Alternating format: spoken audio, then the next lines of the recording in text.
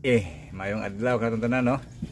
Ani ata sa probinsya, mga kaigsunan. Kinabuhing probinsyano. Malipay na lang pag naay ingon ani no kay madugang-dugang sa ato ang budget nga ginagmay.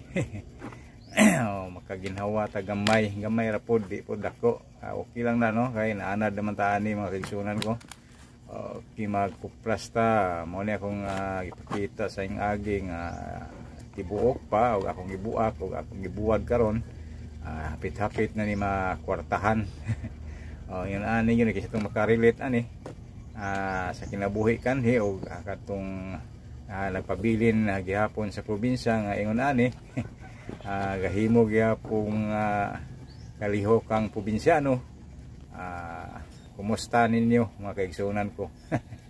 Okay, yun ani no sa probinsya kung naay lubi ka nga tinanom makapopo ka pero ang amuan nga tumba mas bagyo na ay gamay sagol puwak po ning uban ani okay lang hindi po tayo mangawat ba.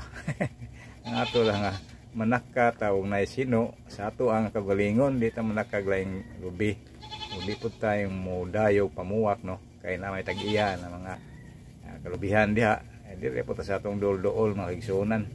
Okay man ni buwad ta no kay malipay man po ta og nay atong yung ani no sa yung ani ra kadaghan mga kaigsunan ato na lang kalingawan.